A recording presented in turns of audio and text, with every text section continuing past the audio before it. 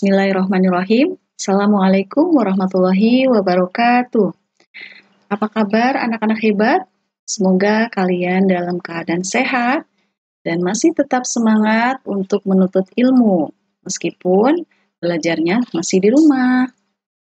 Nah, pada video kali ini kita akan mempelajari tentang listrik statis dalam kehidupan sehari-hari. Adapun tujuan pembelajarannya, yang pertama, setelah mengamati video pembelajaran ini, kalian diharapkan satu, mampu menganalisis gejala kelistrikan yang terjadi dalam kehidupan sehari-hari.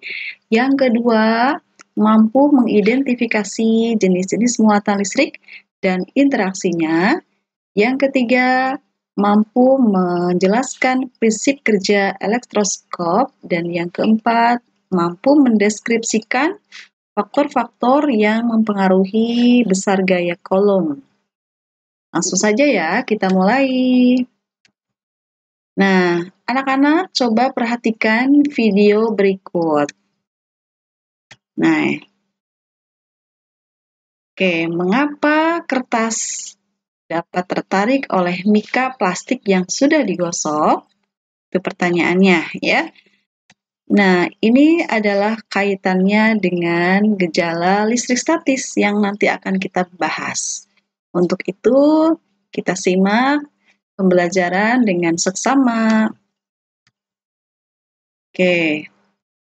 Nah, apa sih listrik statis? Listrik statis itu adalah listrik yang diam untuk sementara waktu. Listrik statis timbul akibat adanya interaksi antar muatan listrik. Nah, untuk itu, sebelum membahas listrik statis, kita membahas dulu tentang atom. Atom adalah bagian terkecil dari benda yang tidak dapat dibagi-bagi lagi. Nah, benda-benda yang di sekitar kita, baik itu benda padat, benda cair, dan gas, itu di dalamnya tersusun dari partikel-partikel yang sangat kecil yang dinamakan atom. Nah, struktur atom bisa kita lihat pada gambar berikut ini. Atom itu terdiri dari inti atom yang letaknya di tengah ini. Inti atom ini di dalamnya terdapat proton dan juga neutron. Proton ini bermuatan positif, sementara neutron ini bermuatan netral atau tidak bermuatan. Sedangkan di bagian kulit ini terdapat bagian yang disebut sebagai elektron. Elektron ini tidak bermuatan. Nah, perlu diingat bahwa yang dapat bergerak atau berpindah dari satu benda ke benda yang lainnya itu hanya elektron. Sementara proton dan neutron itu tetap di dalam inti atom. Oke, kita lanjutkan ke benda atom, benda netral, dan benda bermuatan. Nah, kita lihat benda netral itu adalah benda yang susunan antara muatan positif, proton, dan elektronnya itu seimbang. Jumlahnya seimbang, sama ya. Sedangkan benda bermuatan itu jika jumlah proton dan neutronnya itu tidak sama. Untuk benda bermuatan positif, ini jumlah protonnya itu lebih banyak daripada jumlah elektronnya.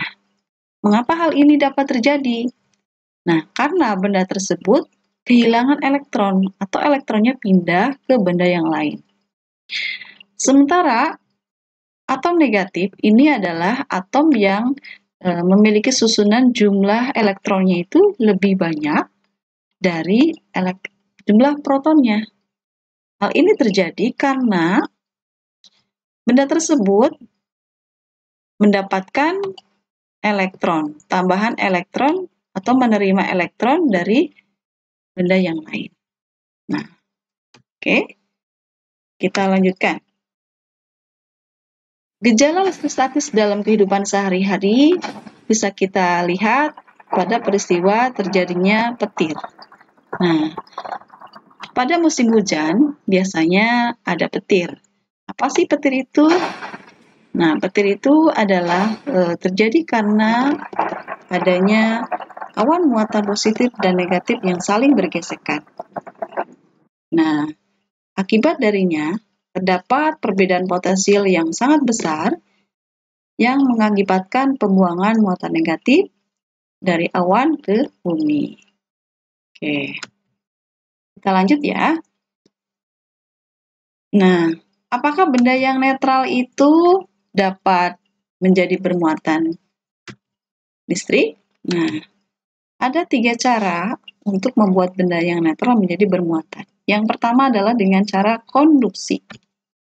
Konduksi adalah cara membuat suatu benda bermuatan dengan cara menempelkan, ya. Kata kuncinya adalah menempelkan benda tersebut dengan benda yang lain yang sudah bermuatan.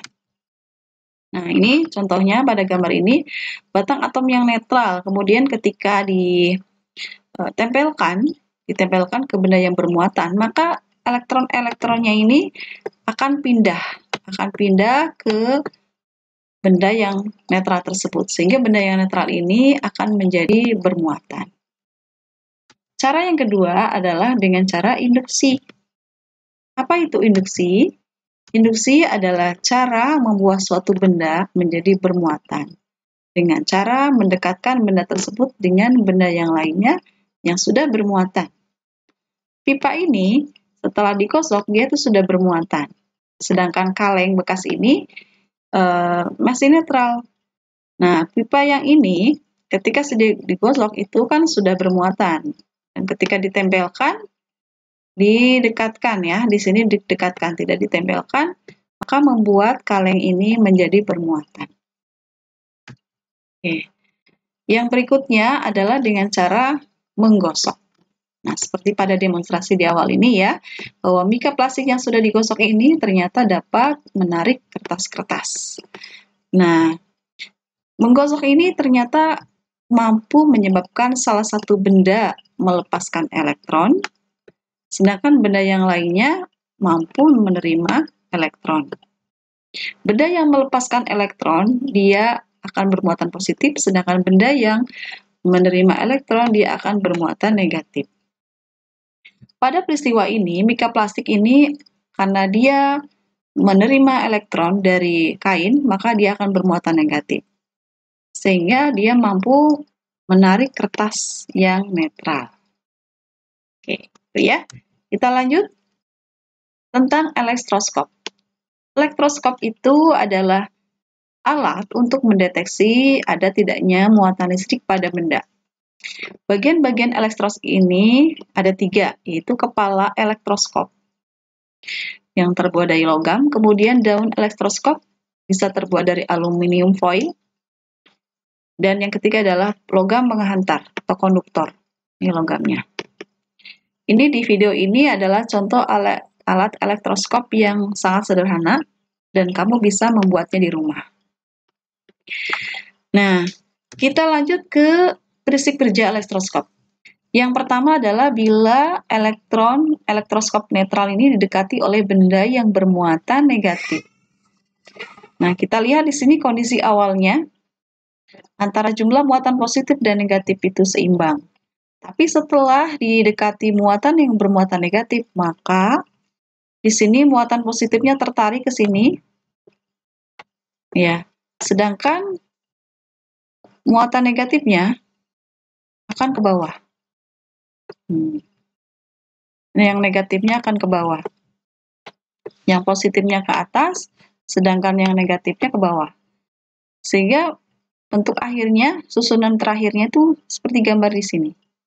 Ya, karena di bagian bawah ini bertumbuh muatan negatif dengan muatan negatif, maka saling tolak-menolak.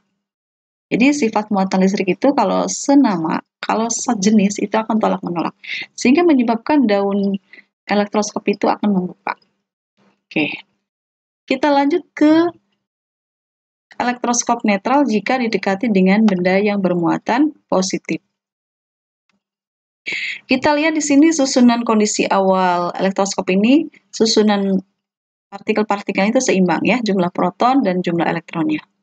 Nah, ketika didekati dengan benda yang bermuatan positif, maka muatan negatif akan ke atas ke kepala elektron, muatan yang negatifnya karena tertarik oleh muatan positif. Sedangkan muatan positifnya itu akan bergerak ke bawah ke daun elektroskop.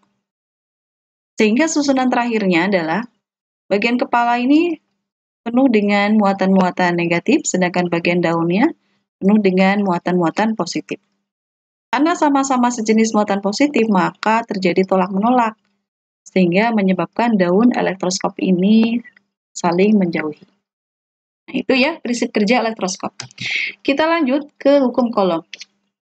Nah, hukum Coulomb ini adalah hukum yang menjelaskan hubungan antara gaya yang timbul antara dua muatan yang terpisahkan dengan jarak tertentu dengan nilai muatan dan jarak pisah keduanya. Ya, bila ada dua buah muatan yang sejenis atau berbeda jenis terpisah sejauh r, maka akan timbul gaya. Gayanya bisa gaya tarik-menarik atau gaya tolak-menolak. Kalau sejenis akan timbul gaya tolak-menolak, sedangkan kalau berlawanan jenis, positif dengan negatif, akan terjadi gaya tarik-menarik. Nah, besarnya gaya ini kemudian dirumuskan oleh seorang ilmuwan berasal dari Prancis namanya Charles Augustin Coulomb, sehingga muncullah rumusan hukum Coulomb. Ya, muncul rumusan hukum Coulomb. Secara matematis, hukum Coulomb ini dirumuskan seperti ini. Ya. F sama dengan K kali Q1 kali Q2 per R kuadrat. Dengan F itu adalah Goyo Coulomb dengan satuan Newton, kemudian Q1 dan Q2 adalah muatan masing-masing benda, satuannya Coulomb. R adalah jarak kedua muatan dalam satuan meter, sedangkan K ini adalah konstanta yang nilainya tetap, yaitu 9 kali 10 pangkat 9 Newton meter persegi per Coulomb persegi. Nah, supaya lebih mengerti lagi, kita lihat contoh soal berikut. Nah, dua buah muatan masing-masing Q1-nya 4 mu Coulomb dan Q2-nya adalah 8 mu Coulomb. Terpisah sejauh 60 cm. Pertanyaannya adalah tentukan besar gaya yang terjadi antara dua buah muatan tersebut. Kita gunakan tetapan konstanta 9 kali 10 pangkat 9. Oke. Kemudian kita jawab. Kita tuliskan dulu apa yang diketahui dari soal ini. Nah, yang diketahui adalah muatan ya. Muatan yang pertama adalah muatan positif sebesar 4 kali 4 mu Coulomb. Mu Coulomb kita ganti menjadi Coulomb, satuannya diubah sebesar 4 kali 10 pangkat negatif 6 Coulomb. Kemudian muatan yang kedua adalah 8 mu Coulomb menjadi 8 kali 10 pangkat 6 Coulomb. Kemudian jaraknya R sama dengan 60 cm. Karena harus dalam satuan meter, satuan standarnya, maka kita ubah dengan cara membaginya 100. 60 dibagi 100 itu sama dengan 0,6 meter. Bentuk ini kita rubah menjadi bentuk pangkat supaya mudah. Itu 6 kali 10 pangkat negatif 1 meter. Kemudian kita gunakan K-nya yang sudah diketahui yaitu 9 kali 10 pangkat 9. Oke. Yang ditanyakan adalah besarnya gaya tolak. Karena dua-duanya positif jadi gaya tolak. Kita gunakan rumus ini. F sama dengan K kali Q1 kali Q2 dibagi R kuadrat. Kita masukkan nilainya seperti ini. Nah, supaya mudah, bilangan biasa ini 9, kemudian 4, kemudian 8, ini kita gabung, kita satukan di depan. Sedangkan bilangan pangkat 10 pangkat 9, 10 pangkat min 6, dan 10 pangkat min 6 itu kita satukan. seperti ini. Kemudian jangan lupa ini R-nya itu dalam kuadrat kita kuadratkan. 6 kali 6, 6 kuadrat itu adalah 6 kali 6 sebesar 36. Dan pangkat kalau dikuadratkan jadi kali. Min 1 kali 2 jadi min 2. Oke, lanjut. Nah, F sama dengan 36. 9 kali 4 sebesar 36 kali 8 kali 10 pangkat. Nah, bilangan pangkat kita tuliskan satu saja, 10. Kemudian kita satukan pangkatnya. 9 dikurangi 6 dikurangi 6. Per 36 kali 10 pangkat min 2. Di sini ada angka yang sama. Jadi kita tinggal bagi 36 dibagi 36 itu 1 ya. Jadi yang tersisa adalah 8. 8 di sini 9 dikurangi 6 itu adalah 3. Kemudian 3 dikurangi 6 itu adalah negatif 3. Per di sini 10 pangkat negatif 2. F sama dengan 8 kali 10 pangkat negatif 3. Di sini negatif 2-nya kita pindah ke atas jadi positif 2. F sama dengan 8 kali 10 pangkat min 1. Kenapa min 1? Karena di sini negatif 3 ditambah 2. Jadi 10 pangkat negatif 1. Nah, bentuk pangkat ini kita ubah menjadi bentuk biasa. Menjadi F sama dengan 0,8 Newton. Ya, demikian tentang pembahasan listrik statis dalam kehidupan sehari-hari. Mudah-mudahan dapat dimengerti. Billahi taufiq wal hidayah. Wassalamualaikum warahmatullahi wabarakatuh.